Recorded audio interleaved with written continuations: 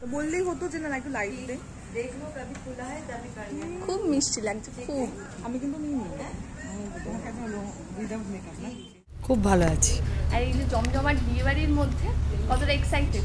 বিয়েবাড়ি মানেই excited, but শুটিংয়ের বিয়েবাড়ি মানে খুবই টেনশনের একটা ব্যাপার, যে সিন কী করে উঠবে, কী করে কী হবে। তো সব চলছে, জমজমাট ব্যাপার, জমজমাট সব কিছু। আর এই যে শাশুড়ি মা, মানে খুবই সুন্দর লাগছে, যেটা আমরা বলছিলাম থ্যাংক ইউ। Of camera. তুমি বলো লুক নিয়ে। লুক নিয়ে তো একটা এক্সপেরিমেন্ট হয়। তো মা কী সাজবে, তার ছোটো মা কী সাজবে, সব কিছু এই নিয়ে তো একটা এক্সপেরিমেন্ট চলতেই থাকে। যাই হোক, আমার শাড়িটাও সুন্দর, আমার গয়নাটাও সুন্দর, ফুলটাও সুন্দর, সব মিলিয়ে সুন্দর।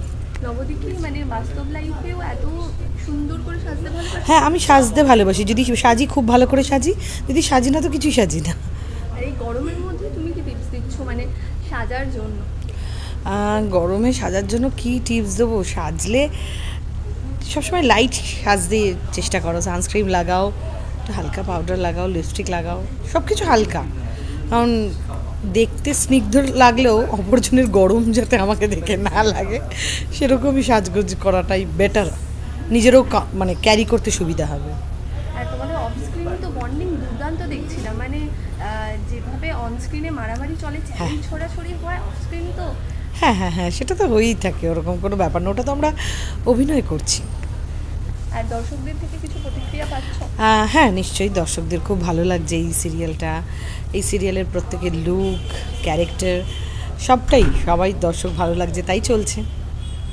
আর লাস্টলি দর্শকরা এত ভালোবাসা দিচ্ছে, কি বলবে? দর্শকদের কাছে একটাই রিকোয়েস্ট করবো, আপনাদের ভালোবাসে যখন আমরা এত দূর এগিয়ে আসতে পেরেছি, আমাদের আরও ভালোবাসুন, যাতে আমরা এগিয়ে যেতে পারি। আপনাদের ভালোবাসা যেন আমাদের পাথেয় হয়।